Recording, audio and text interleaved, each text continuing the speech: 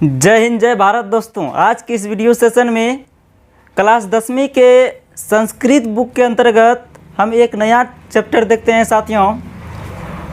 10वां पाठ है मंदाकिनी वर्णनम। प्यारे साथियों, यह चैप्टर परीक्षा की दृष्टि से बहुत ही इम्पोर्टेंट है। इससे 4 से 5 नंबर के क्वेश्चन पूछे ही जाते हैं। तो इसलिए साथियों आप वीडियो को शुरू से अंत तक वॉच कीजिएगा ताकि आपसे वस्तुनिष्ठ प्रश्न और लघुत्तरीय टाइप का जो क्वेश्चन पूछा जाता है आपसे पूरा का पूरा लघुत्तरीय और वस्तुनिष्ठ प्रश्न बन सके। तो प्यारे साथियों, सबसे पहले इस चैप्टर के मुख्य पाठ परिचय को समझ लेते हैं। बुक में जो काले वाले अक्षर होता है, शुरू में जो दिया रहता है वो यहाँ हमने लिखा है और साथ ही साथ अच्छी तरह से आपको समझ में आ सके उसका यहाँ पर हम अर्थ भी लिख दिए हैं साथियों। तो हम इसके पहले मुख्य पाठ परिचय को समझ लेते हैं। प्रस्तुत पाठ वाल्मीकि रामायणस्य अयोध्याकाण्डस्य पंचनवति तमात् सर्गात् संकलित वनवास प्रसंगे राम सीत्या लक्ष्मणेन च सह चित्रकूटं प्राप्नोति तत्र स्थितां मंदाकिनी नदीं वर्णयन् सीतां संबोधयति। इयं नदी प्राकृतिक रूपा अपादाने संविलिता चित्तं हरति। अस्या वर्णनं कालिदासो रघुवंश काव्ये अपि त्रयोदश सर्गे करोति। अनुष्टुप् छंदसि महर्षि वाल्मीकि मंदाकिनी वर्णने प्रकृत यथार्थ चित्रणम करोति। अब इसके अर्थों को हम समझा देते हैं। प्रस्तुत पाठ वाल्मीकि रामायण के अयोध्या कांड के 95वें सर्ग से संकलित है। ये जो यहाँ से लेकर यहाँ तक का अर्थ हुआ साथियों। प्रस्तुत पाठ जो है वाल्मीकि रामायण के अयोध्या कांड के 95वें सर्ग से संकलित है। यह जो पाठ है किस कांड से लिया गया है? अयोध्या कांड से। इसको ध्यान में रखिएगा। उसके बाद था वनवास प्रसंगे राम सीत्या लक्ष्मणेन च सह चित्रकूटं प्राप्नोति। वनवास प्रसंग में राम, सीता और लक्ष्मण के साथ चित्रकूट पहुँचते हैं। जब भगवान रामचंद्र को 14 वर्ष के लिए वनवास मिला था तब राम, सीता और लक्ष्मण के साथ राम जो है सीता और लक्ष्मण के साथ चित्रकूट पहुँचते हैं। फिर वहाँ स्थित मंदाकिनी नदी का वर्णन करते हुए सीता को कहते हैं, यह नदी प्राकृतिक संपदाओं से घिरी होने के कारण मन को आकर्षित करती है। यह जो नदी था अर्थात मंदाकिनी नदी जो था प्राकृतिक संपदाओं से घिरा हुआ था जो कि मन को आकर्षित कर रहा था। इसका वर्णन कालिदास ने रघुवंश काव्य में भी 13वें सर्ग में किया है। इसको याद रखिएगा, वस्तुनिष्ठ के लिए VVI है। किस सर्ग में क्या है? 13वें सर्ग में। अनुष्टुप छंद में महर्षि वाल्मीकि मंदाकिनी वर्णन में प्रकृति का यथार्थ चित्रण करते हैं।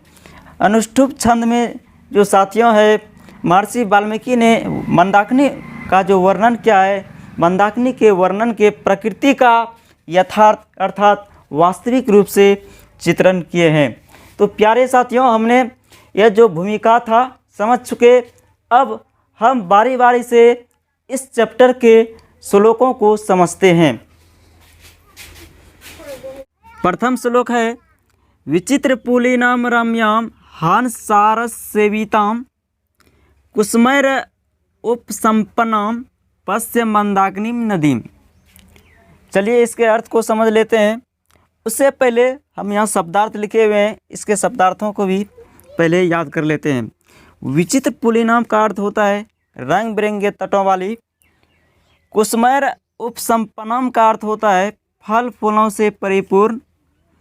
और हंस सारस सेविताम का अर्थ होता है हंस और सारस से सेवित। और पश्य मतलब होता है देखो। इसमें भगवान रामचंद्र माता सीता को संबोधित करते हुए कह रहे हैं, हे सीते, पहले श्लोक में संबोधित जो क्या है, माता सीता को क्या कहकर संबोधित किए हैं?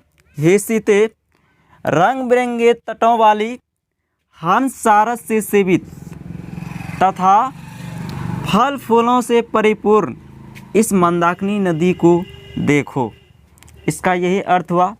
अब हम लोग प्यारे साथियों नेक्स्ट अर्थात दूसरा श्लोक देखते हैं।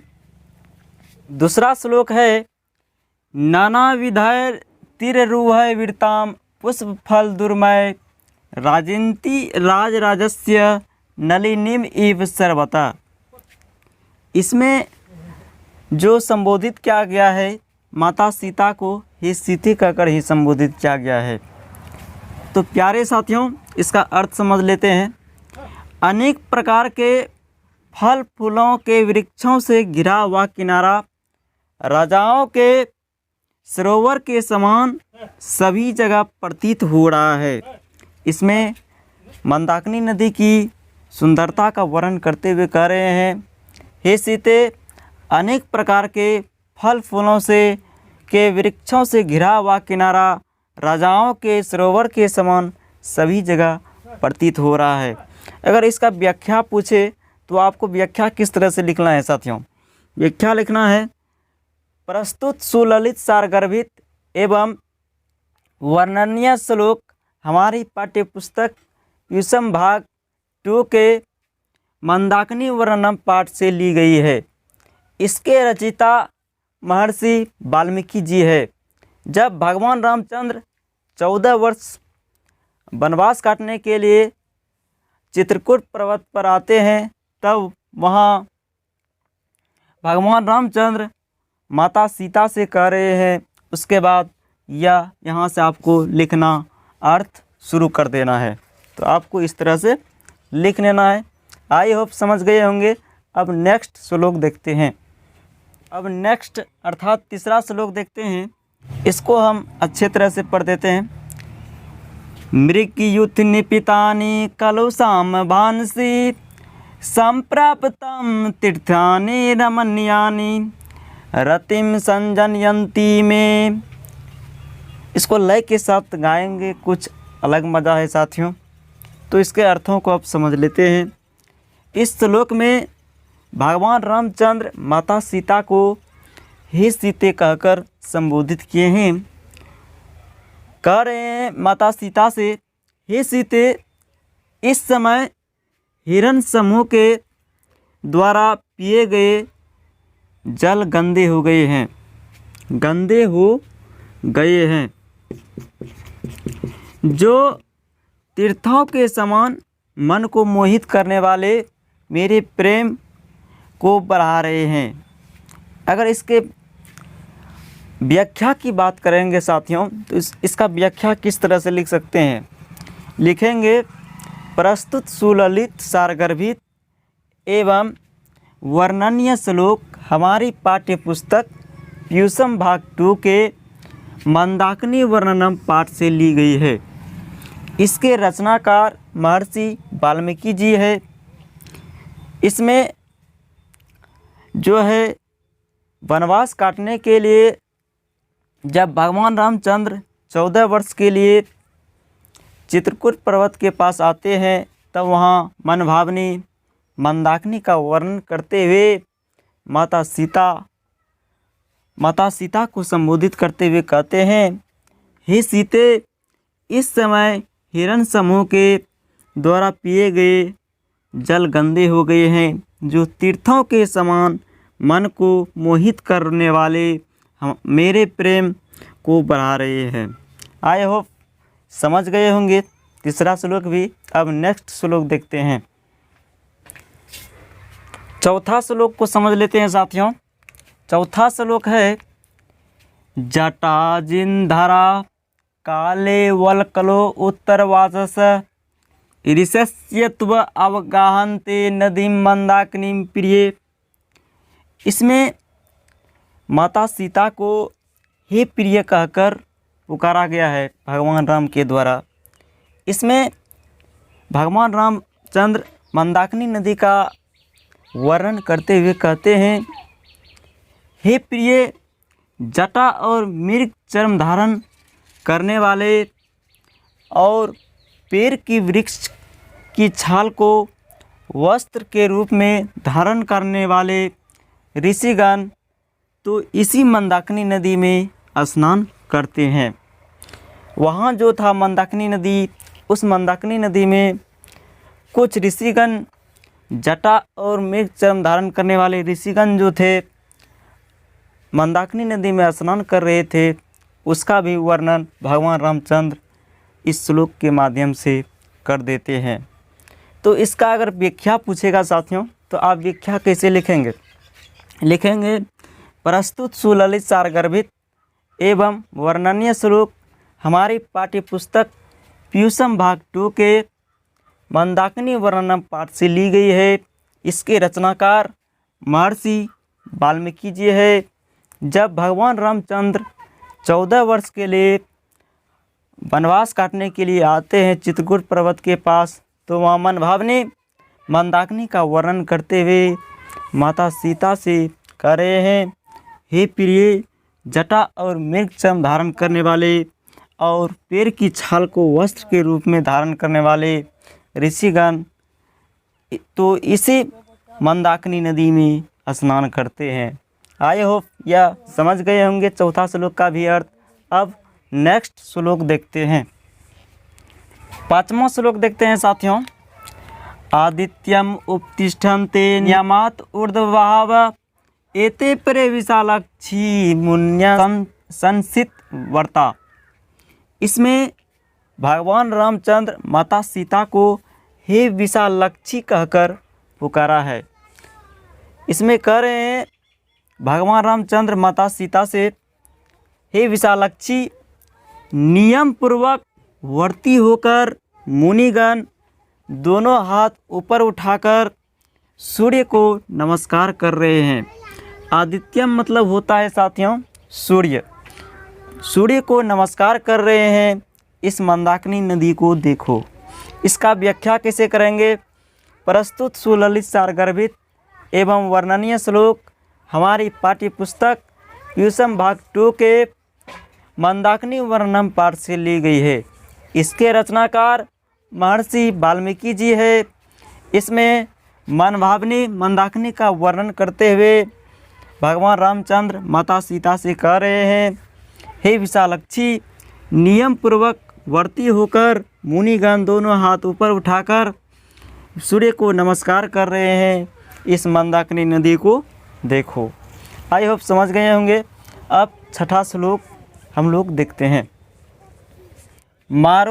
मारुतो धूत शिखर प्रणृत इव पर्वता पातपय पुष्पत्राणि सृजत भीर भीतो नदीम।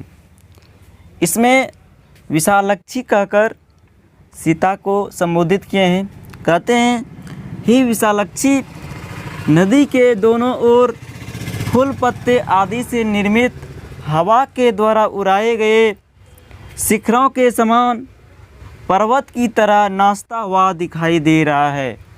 इस मंदाकिनी नदी को देखो। इसका व्याख्या कैसे करेंगे? प्रस्तुत सुललित सारगर्भित एवं वर्णनीय श्लोक हमारी पाठ्य पुस्तक पीयूषम भाग 2 के मंदाकिनी वर्णनम पाठ से ली गई है।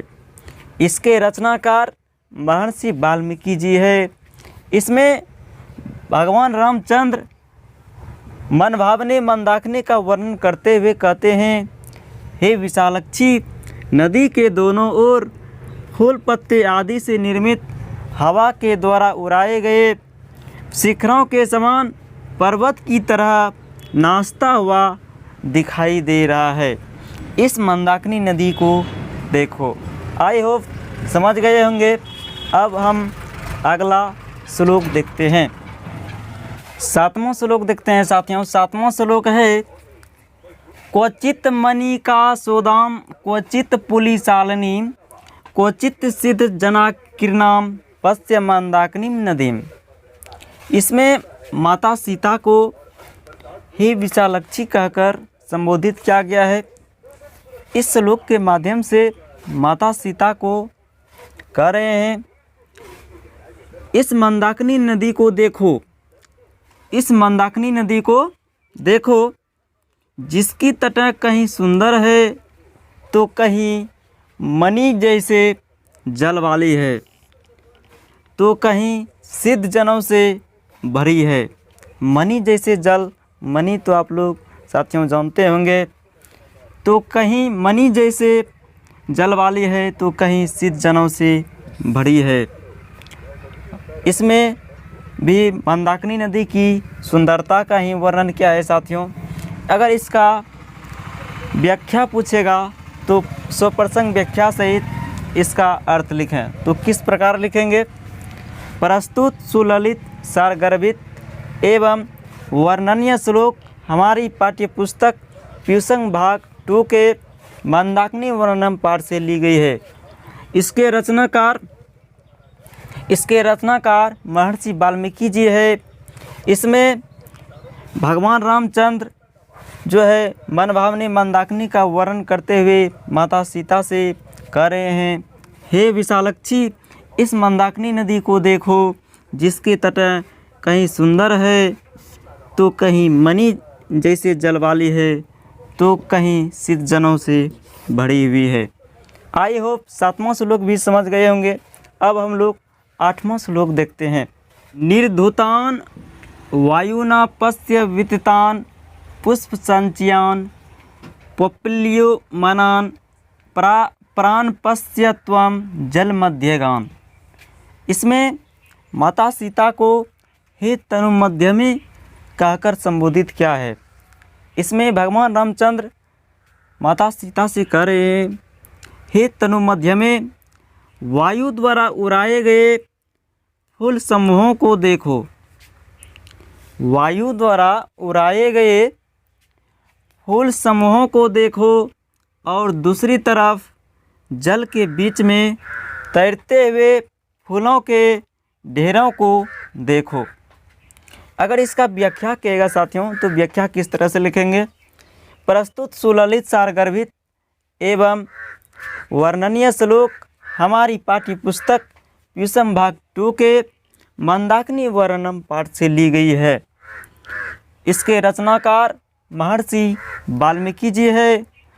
भगवान रामचंद्र वनवास काटने के क्रम में चित्रकूट पहुँचते हैं, तब वहाँ मनभावनी मंदाकिनी का वर्णन करते हुए माता सीता से भगवान रामचंद्र कहते हैं, हे तनु मध्य में वायु द्वारा उड़ाए गए फूल समूहों को देखो और दूसरी तरफ जल के बीच में तैरते हुए फूलों के ढेरों को देखो। आई होप यह 8वां श्लोक समझ गए होंगे साथियों। अब हम नेक्स्ट श्लोक देखते हैं। तांश्चाति वल्गुवत्सो रथं वयाना द्विजा अधिरोहिंती कल्याणी निष्कुजंत शुभागिरी। इसमें माता सीता को हे कल्याणी कहकर संबोधित किए हैं। हे कल्याणी, नदी के दोनों ओर पर्वत के ऊपर ऊपर चकवा पक्षी मीठी बोली बोलते हुए, गाते हुए और उड़ते हुए चले जा रहे हैं। इस मंदाकिनी नदी को देखो। तो क्वेश्चन आपसे पूछा जाएगा, चकवा पक्षी किस पर्वत के ऊपर उड़ रहे थे? तो याद रखिएगा, चित्रकूट पर्वत के ऊपर उड़ रहे थे और मीठी आवाज़ बोलते हुए, गाते हुए, उड़ते हुए चले जा रहे थे। इसको याद रखिएगा। अगर इसका व्याख्या कहेगा तो इसका व्याख्या कैसे लिखेंगे साथियों? लिखेंगे, प्रस्तुत सुललित सारगर्भित एवं वर्णनीय श्लोक हमारी पाठ्यपुस्तक प्यूसम भाग 2 के मंदाकिनी वर्णन पाठ से ली गई है। इसके रचनाकार महर्षि वाल्मीकि जी है। इसमें भगवान रामचंद्र मंदाकिनी का वर्णन करते हुए, मनभावनी मंदाकिनी का वर्णन करते हुए माता सीता से कह रहे हैं, हे कल्याणी, नदी के दोनों ओर पर्वत के ऊपर ऊपर चकवा पक्षी मीठी बोली बोलते हुए, गाते हुए और उड़ते हुए चले जा रहे हैं। इस मंदाकिनी नदी को देखो। आई होप 9वां श्लोक भी समझ गए होंगे।